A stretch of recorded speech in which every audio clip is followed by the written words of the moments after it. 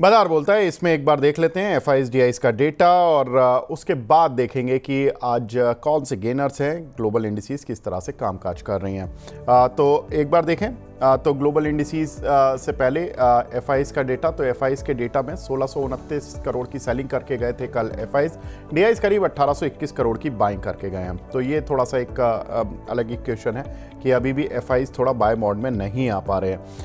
आगे बढ़ते हैं, ग्लोबल इंडिसेस का हाल देख लेते हैं किस तरह से US मार्केट और बाकी एशियन मार्केट्स ट्रेड कर रहे हैं। तो US मार्केट कल किस तरह से क्लोज हुआ, एक बार उस पर भी नज़र डाल लेते हैं। तो नज़र डालें तो यहाँ पर डाउ जोन्स करीब 88 पॉइंट बढ़कर बंद हुआ। शंघाई आज करीब नेगेटिव है 1% और हैंसेंग और निकाई में मामूली खरीदारी है। कोस्पी फ्लैट टू नेगेटिव है। तो कोई खास ज़्यादा ट्रिगर है नहीं जो कि मार्केट को ज़्यादा प्रभावित करे। एक बार देख लेते हैं कि टॉप गेनर्स और लूजर्स वो कौन से काउंटर हैं। तो वहाँ पर नज़र डालें तो मिधानी करीब 10% ऊपर है। रैलीस में आफ्टर रिजल्ट रैली देखने के लिए मिल रही है, करीब 7.5% की 2-3 दिन से लगातार तेज हुआ। साथ ही अगर देखें तो ऑल कार्गो करीब 6.5% नीचे है। AIIL करीब 5.5% नीचे है। गॉडफ्रे फिलिप्स करीब 5% की तेजी देखने को मिल रही है। साथ ही अगर देखें तो कुछ गिरने वाले शेयर जहां पर कि अगर हम देखें कि कौन से शेयर हैं जहां पर कि गिरावट देखने के लिए मिल रही है, तो तेजस नेटवर्क करीब 6.5%, JP पावर 5.5%, SCL टेक करीब 4%, कार ट्रेड करीब 3% और आनंद राठी वेल्थ करीब 3%। तो ये सभी शेयर हैं जहां पर कि कुछ हद तक मुनाफासूली या गिरावट देखने के लिए मिल रही है। तेजस नेटवर्क में थोड़े नतीजों का भी हैंगओवर है क्योंकि कल नतीजे आए थे, लॉस आया जिसका इम्पैक्ट एक काउंटर पर देखने के लिए मिल रहा है। SCL take off course results सभी जानते ही हैं, लेकिन फिर भी एक बार हम रिजल्ट्स को देखने की कोशिश करेंगे कि किस तरह से रिजल्ट्स वहां पर देखने के लिए मिले हैं। तो ये कुछ एक काउंटर है जहां पर कि हम आज प्रेशर देख रहे हैं। लेकिन एक हमारे साथ अब जुड़ चुके हैं हमारे पसंदीदा गेस्ट अंशुल जैन साहब, लक्ष्मी श्री इन्वेस्टमेंट के हेड ऑफ रिसर्च है। अंशुल जी गुड मॉर्निंग।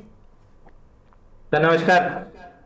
नमस्कार अंशुल भाई, ये बताइए ये निफ्टी आप जो कल लेवल देकर गए थे ये तो टूट ही नहीं रहा है लेकिन अप्रोच जरूर कर रहा है। अब 25,150 के आसपास घूम रहा है। क्या लग रहा है निफ्टी और बैंक निफ्टी? सर कल हम बैंक निफ्टी लॉन्ग लेके गए थे शाम को, क्योंकि बैंक निफ्टी में रिलेटिव स्ट्रेंथ थी। निफ्टी प्रीवियस डे लो के नीचे था, bank nifty previous day low sweep कर रहा था और वीकली ऑर्डर ब्लॉक में था, तो क्लियर रिलेटिव स्ट्रेंथ थी। तो बैंक निफ्टी कल बाई लेके गए थे। उसका टारगेट 57,049 जो कि प्रीवियस ब्रेकडाउन पॉइंट था, वहां तक का टारगेट हम लेके चले थे, वहां आ गया है। तो अब यहां से रिव्यू करेंगे अगर क्लोजिंग इसके ऊपर आती है, क्योंकि 57,049 पिछला ऑल टाइम हाई भी था और मंथली वीवैप भी है। तो थोड़ा सा रेजिस्टेंस यहाँ पे मिलेगा, but 57,161 odd level round figure पकड़ लें, 57,100 पकड़ लीजिए। इसके ऊपर टिक गया तो bank Nifty all time high निकल जाएगा, और bank Nifty all time high निकलता है तो निफ्टी में भी कम से कम 25,300-320 तक की अपसाइड तो आराम से मिलनी चाहिए। तो मैं बैंक निफ्टी पे ज्यादा बुलिश हूं, जिसकी वजह से निफ्टी पे बुलिश हूं। ठीक है, हम भी इसी बैंक निफ्टी की ही बात कर रहे थे अंशुल भाई, क्योंकि इस हफ्ते ना बहुत सारे बैंक्स के नतीजे आने वाले हैं। AU बैंक, महाराष्ट्र बैंक, लेकिन leading bank SDFC, ICICI, problem ये है कि उनके रिजल्ट जो आएंगे वो सैटरडे को आएंगे, जो बड़े बैंक हैं, जो बैंक निफ्टी घुमाने की क्षमता रखते हैं। लेकिन नतीजों से पॉजिटिव उम्मीदें इन दोनों बड़े बैंकों के नतीजों से, लेकिन बहुत ज़्यादा ग्रोथ की उम्मीदें नहीं हैं। लेकिन बैंक निफ्टी कुछ ना कुछ संभालने की कोशिश करेगा। और ऑयल एंड गैस सेक्टर, चूंकि उनके भी नतीजे शुरू हो जाएंगे, रिलायंस के नतीजे इस बार फ्राइडे को आ रहे हैं, तो रिलायंस के नतीजों से भी कुछ ना कुछ मार्केट क्यूज लेने की कोशिश करेगा। आज हम ऑयल एंड गैस सेक्टर पर भी बात करेंगे। हमने लास्ट वीक बैंकिंग पर बात की थी कि कैसे नतीजे आने वाले हैं, लेकिन काफ़ी कुछ खबरें हैं जिनको मैं एक बार एक एक करके लेकर चलता हूं, क्योंकि आज ज़्यादातर जो चीज़ें वो रिजल्ट्स पर ही हैं, तो रिजल्ट्स पर फोकस काफ़ी रहेगा। लेकिन भारत अमेरिकी ट्रेड डील पर बातचीत तेजी से शुरू हो गई है। ये अब डोनाल्ड ट्रंप नहीं बोल रहे। डोनाल्ड ट्रंप से तो लोग परेशान हो गए कि वो ज़्यादा कुछ भी बोल देते हैं और उनके स्टेटमेंट की बातें ही नहीं होती, क्योंकि उन्होंने कई बार बोला कि हम और भारत, अमेरिका और भारत की जो डील है वो बहुत क्लोज है, लेकिन ऐसा कुछ भी नहीं हुआ। लेकिन इस बार हमारे कॉमर्स मिनिस्टर पीयूष गोयल ने बोला है कि भाई हमारे यहाँ पर बातचीत काफ़ी तेज़ी से चल रही है इस डील को लेकर, और बातचीत कम से कम 4 दिन चलेगी। हमारी एक टीम अमेरिका गई हुई है और जो ट्रेड नेगोशिएटिंग टीम के चीफ हैं मिस्टर राजेश अग्रवाल, वो बुधवार को अमेरिका पहुंच जाएंगे। तो ये कहीं ना कहीं फास्ट पेस पर अब डील आ चुकी है, और ऐसा हमारे यहाँ के कॉमर्स मिनिस्टर बोल रहे हैं। पहले फेज़ की डील कुछ दिनों में ही हो सकती है, ऐसा मार्केट एस्टिमेट कर रहा है। और पहले फेज़ की डील में केवल गुड्स ही शामिल होंगे।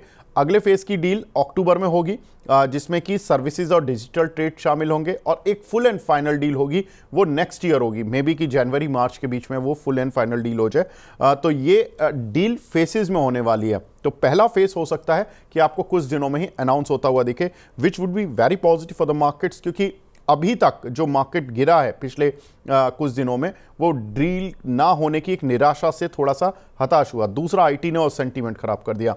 अंशुल भाई ये बताइए, अगर डील होती है कुछ दिनों में, जब भी होगी, आपको अगर चुनना हो टेक्सटाइल शेयरों में, क्योंकि आप काफ़ी क्लोजली देखते हैं और डील में टेक्सटाइल की बात काफ़ी पॉजिटिव हो रही है, ऑटो पार्ट्स की बात काफ़ी हो रही है, ऑटो कंपनियों के लिए बात काफ़ी हो रही है, तो आपको क्या लगता है, चुनना हो कौन से शेयर चुनेंगे इस डील के चलते?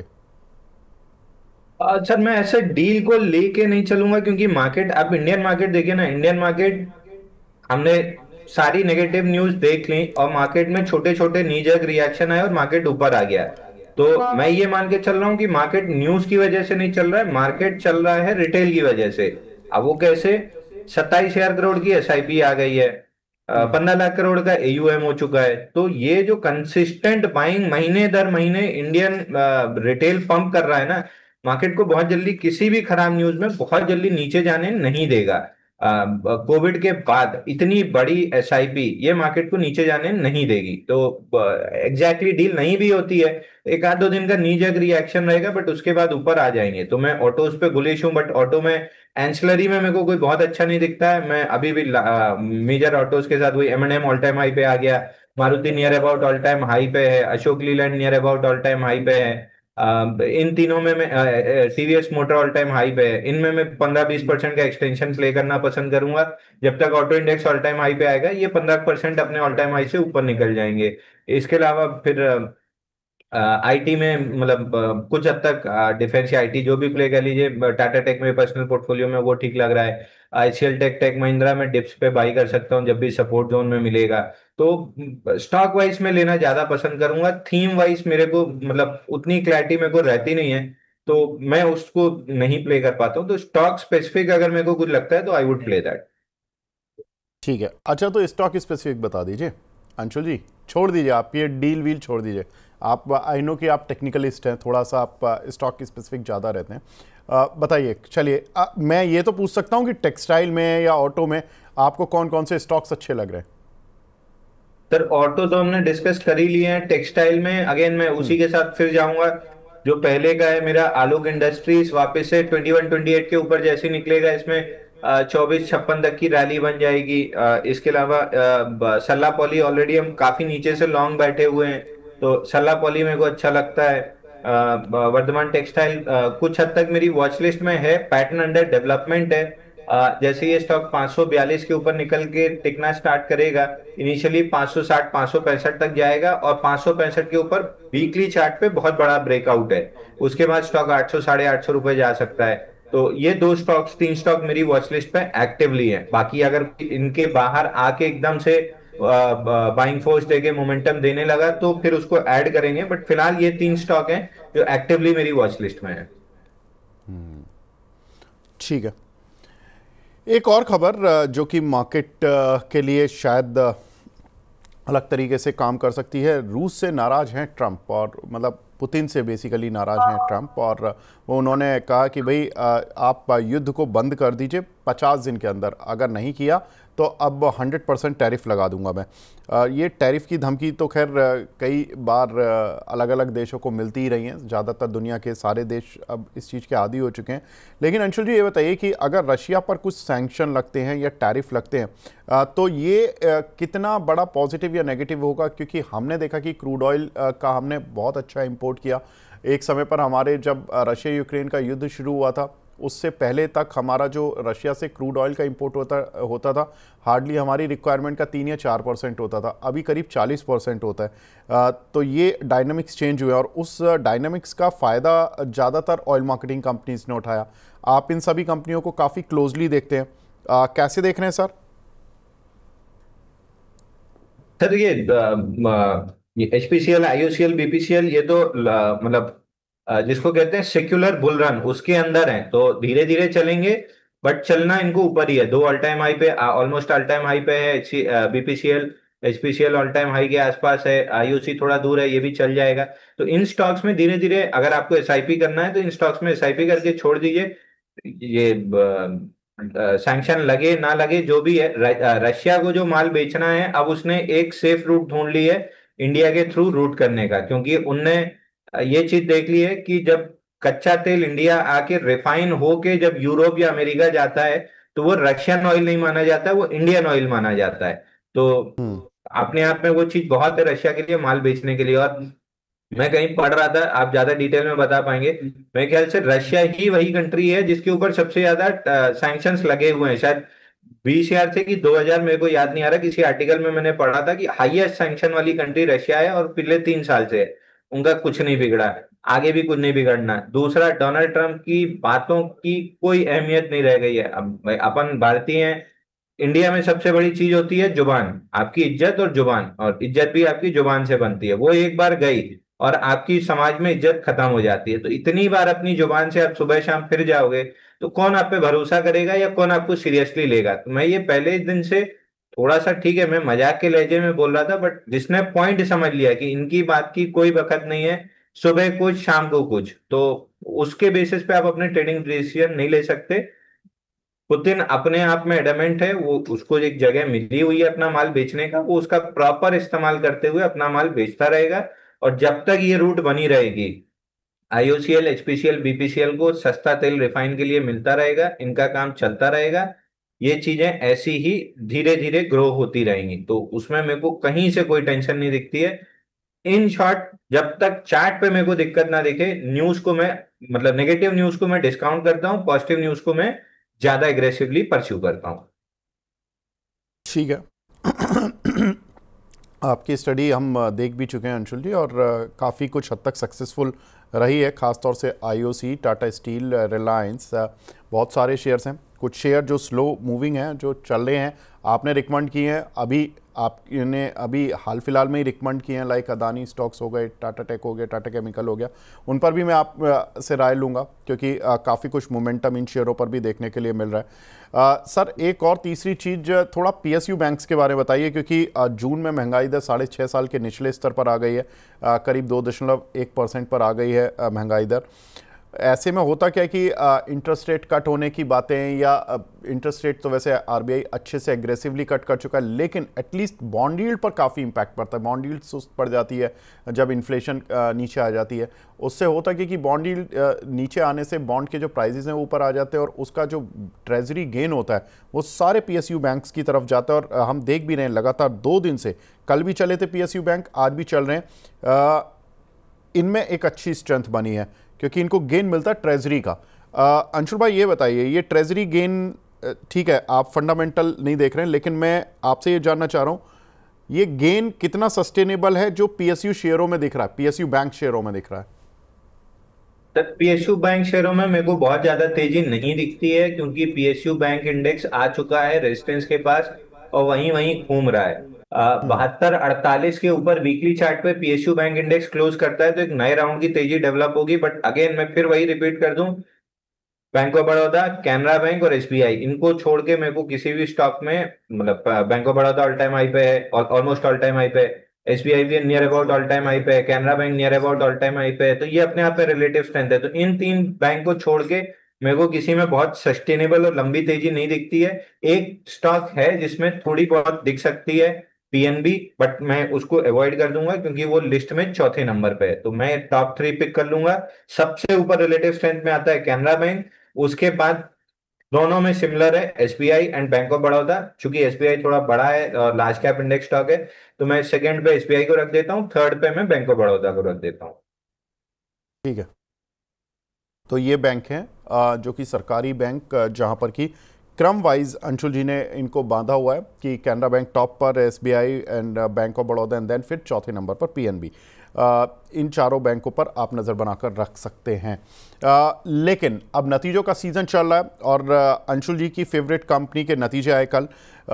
काउंटर ने आज काफ़ी वॉलेटाइल मूव दिया, टाटा टेक। इसके एक बार नतीजे देख लेते हैं। रेवेन्यू करीब 3.5% डाउन होता हुआ दिखाई दिया, नेट प्रॉफिट करीब 10% डाउन होता हुआ दिखाई दिया, एबिटा डाउन हुआ है करीब करीब 17% का, और मार्जिन्स भी करीब 220 बेसिस पॉइंट गिरे हैं। लेकिन इसमें एक इम्पॉर्टेंट चीज जो कि नतीजों में थी, मार्जिन्स की वजह से एबिट भी डाउन हुआ और नेट प्रॉफिट भी डाउन हुआ, वो ये थी कि कंपनी ने कहा कि हमारे जो मार्जिन्स में गिरावट है वो आर्टिफिशियल इंटेलिजेंस पर हम निवेश काफ़ी एग्रेसिवली कर रहे हैं, उसकी वजह से है। फ्यूचरिस्टिक इन्वेस्टमेंट है। दूसरा कि हम उससे जुड़े हुए जो लोग हैं उनको हम हायर कर रहे हैं। तो ये थोड़ा सा एक टाटा टेक के नतीजों के लिए इंपॉर्टेंट ट्रिगर था, जिसकी वजह से आज मॉर्निंग में टाटा टेक खुला फ्लैट, उसके बाद 742 तक गया और अब थोड़ा सा सॉफ्ट होता हुआ दिख रहा है। अंशुल भाई ये बताइए, आई नो कि ये शायद आपके पर्सनल पोर्टफोलियो में तो आप इसको बाय सेल नहीं दे पाएंगे, लेकिन आपको ऑन चार्ट अब इस पे कौन से लेवल्स दिख रहे हैं?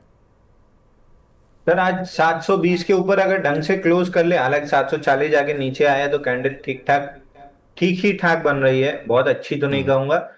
अगर ये डे हाई पे जाके क्लोज करता है तो ये वापस से एक नीचे वीक लॉन्ग्स को एलिमिनेट करा के ऊपर चलने की जो मूव होती है वो स्टार्ट कर देगा। तो और नहीं भी होता है तो और हफ्ता 10 दिन 15 दिन 1 महीना खींच ले, मेरे को कोई दिक्कत नहीं है। चाहिए 4 साल की एफडी का रिटर्न चाहिए, तो 4 साल की एफडी का रिटर्न वो 4 महीने में दे, 5 महीने में दे या 2 महीने में दे, मेरे को कोई दिक्कत नहीं है। मेरे को 803 और 841 जाते दिख रहा है। 803 841 के आसपास अगर अटका तो बुक करूंगा, नहीं अटका तो 1001 का जो टारगेट है 990 से 1001 का, वो टारगेट में पकड़ के चल रहा हूँ। तो मेरे को चाहिए 4 साल की एफडी का पैसा, 4 महीने में भी देगा तो कोई खास दिक्कत नहीं होगी। ठीक है, ठीक है। कोई दिक्कत नहीं है सर। इसी की एक बड़ी कंपनी, इसी ग्रुप की बड़ी कंपनी HCL टेक, उसके नतीजे भी आए और नतीजों में देखिए एक चीज़ इंपॉर्टेंट थी कि रेवेन्यू इनका फ्लैट आया, बाकी चीज़ें थोड़ी सी इनकी गिरती हुई दिखाई दी, क्योंकि रेवेन्यू देखें तो बिल्कुल फ्लैट, इसमें कोई खास तेज़ी या मंदी नहीं थी। करीब 0.1% 2.2% की अपसाइड थी। नेट प्रॉफिट करीब 11% गिरा HCL टेक का। एबिट जो था वो करीब 9% गिरा है क्यू ऑन क्यू बेसिस पर, और जो मार्जिन्स थे वो 18% से घटकर 16.3% आए हैं। तो HCL टेक के नतीजों में भी ये एक थोड़ी सी परेशानी दिखी है। लेकिन इम्पॉर्टेंट चीज़ ये है कि HCL टेक ने अपनी जो गाइडेंस थी लोअर साइड की, लोअर रेंज की, वो 2 से 5% थी। उसकी जो लोअर रेंज थी यानी कि 2 से 5 से बढ़ाकर अब 3 से 5 कर दिया। तो जो लोअर रेंज 2% वाली थी उसको 3 कर दिया। ये थोड़ा सा एक कुशन भी दे रहा है मार्केट में। मार्जिन गाइडेंस लेकिन कंपनी ने घटा दी। मार्जिन गाइडेंस जो पहले 18 to 19% की दी थी इस साल के लिए, वो 17 से 18% कर दी, यानी कि 1% उन्होंने मार्जिन घटा दी। टीसीवी जो नई डील होती हैं उसमें इन्होंने 1.8 बिलियन डॉलर की डील की, जबकि मार्केट एक्सपेक्ट कर रहा था कि 2.3 बिलियन डॉलर की डील होगी। एम्प्लॉय एक्सपेंस इनका 2% बढ़ा और रेवेन्यू बिल्कुल फ्लैट, तो उसकी वजह से मार्जिन्स भी गिरे हैं, प्रॉफिटेबिलिटी भी गिरी है। ये थोड़ा सा मार्केट को उतना पसंद नहीं आया कि भाई आप तो ग्रो कर नहीं रहे, आपके खर्चे बढ़ रहे हैं और आपकी इनकम बढ़ नहीं रही है। उसकी वजह से मार्केट ने थोड़ा सा इस कंपनी के शेयर को आज पनिश किया 3%। अंशुल भाई, कोई सपोर्ट वगैरह दिख रहे हैं HCL टेक में, और क्या आपको आउटलुक दिख रहा है HCL टेक के अगर मिड टर्म चार्ट को देखकर देखे देखो?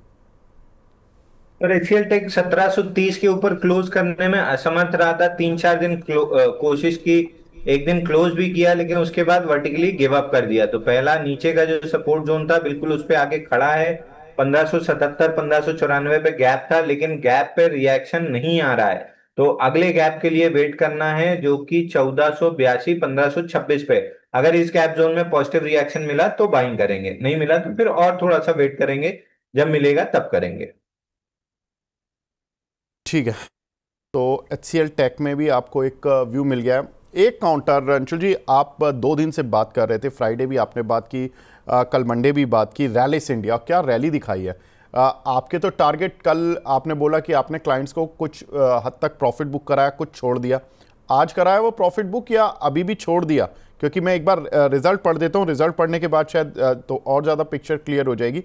रेवेन्यू 22% बढ़ा कंपनी का, नेट प्रॉफिट 98% बढ़ा है, ज़बरदस्त रिजल्ट आए हैं और क्यू ऑन क्यू बेसिस पर भी नतीजे काफ़ी शानदार देखने के लिए मिले हैं। एबिटा में करीब 56% का जंप देखने के लिए मिला है और मार्जिन्स में भी ज़बरदस्त जंप देखने के लिए मिला, 12.3 से 15.7, ऑल ग्रीन और काउंटर भी ग्रीन। 3 डेज कम से कम इनका इस काउंटर का सेटअप जो कि ज़बरदस्त ग्रीन तरीके से ही चल रहा है। अंशुल भाई, ये काउंटर फंसाएगा तो नहीं अच्छे नतीजों के बाद? अब रैलिस सर, रैलिस रैलिस टारगेट क्यों ना पूरा, हाँ? रैलिस रैलिस में सर आज टारगेट डन हो गए हैं, बट रैलिस में आपको बता दूं मैंने क्यों बुक कराया था कल, और आज हमारा टारगेट हुआ है पूरा बुक करा दिया है। कंसोलिडेशन से फोर्थ अपडे है। जनरली आप देखेंगे तो कोई भी आप चार्ट खोल के देख लीजिए, चार्ट आप भी देखते हैं, ऊपर जाए या नीचे जाए मार्केट 3 से 5 बार का मूव होता है, उसके बाद कंसोलिडेशन स्टार्ट होती है, फिर 3 से 5 बार का मूव होता है किसी भी डायरेक्शन में, चाहे वो ऊपर जा रहा हो चाहे नीचे जा रहा हो। 4 अखबार हो चुकी हैं और 4 अखबार में 22% चल चुका है स्टॉक लो टू हाई। तो एक बार के लिए वही फिर हिसाब मेरा आ जाएगा, आप बोलेंगे रिपीट करता हूँ, 4 साल की एफडी का रिटर्न 4 दिन में दे दिया है, अब नहीं बुक करेंगे तो कब बुक करेंगे? वो जेजी केमिकल वाला हाल हो जाएगा कि 522 में जाके वो दर्शक ने ले लिया जब टारगेट हो रहा है। तो एक बार प्रॉफिट बुक कीजिए, नीचे जब मिलेगा या कंसोलिडेशन जब होगा दोबारा बाई करेंगे। ओवरऑल 150 दिन का कप एंड हैंडल पैटर्न का ब्रेकआउट है 337 रुपए पे, पुल बैक में कहीं भी 337 340 अगर मिल गया तो बहुत बेहतरीन, नहीं मिला और साइडवेज चला गया तो फिर बॉक्स का ब्रेकआउट बाई करेंगे। दोनों केस में कप एंड हैंडल का टारगेट आता है 425, एक्सटेंशन का टारगेट है, और कप एंड हैंडल का टारगेट है 490 रुपए।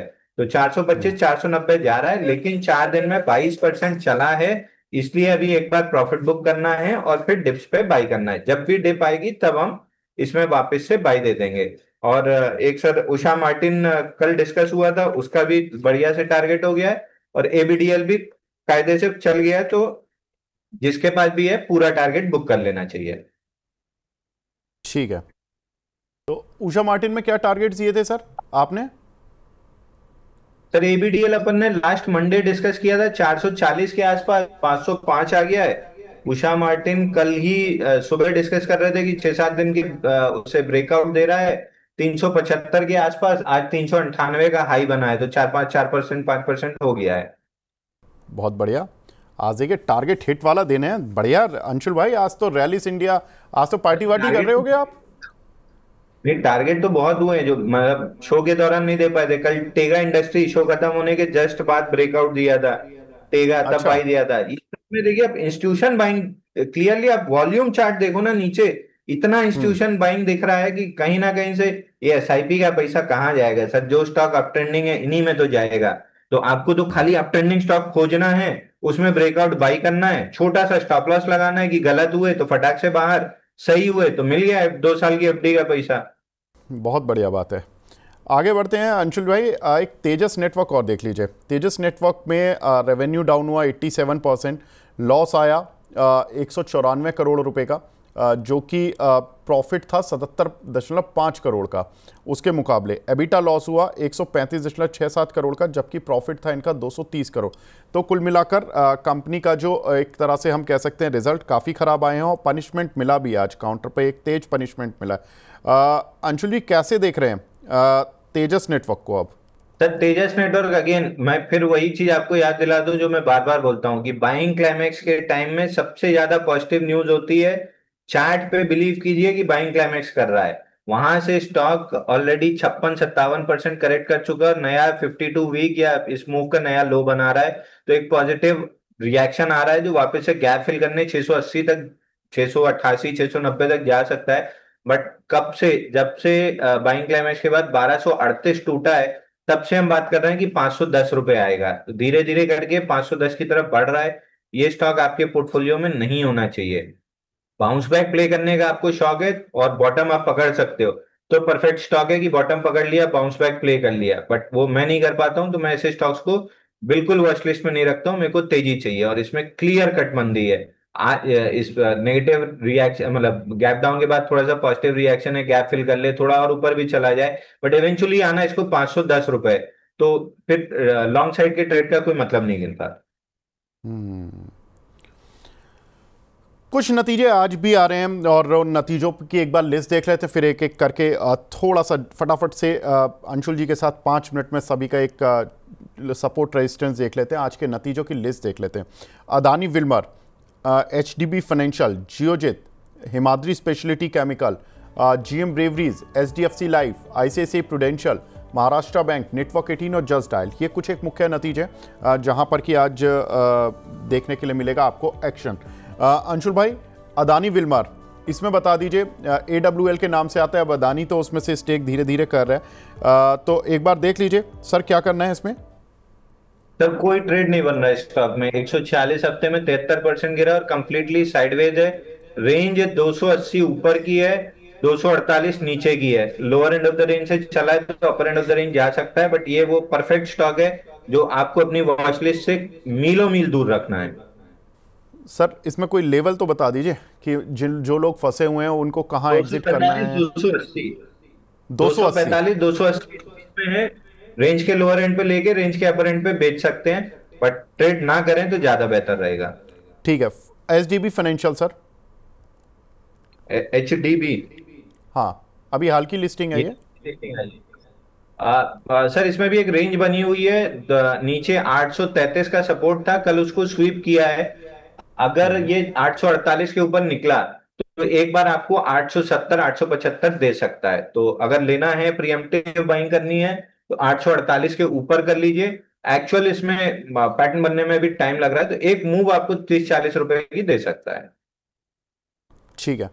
अगला है जियोजीत फाइनेंशियल, इस पर आपका राय सर। जियोजित, जियोजित,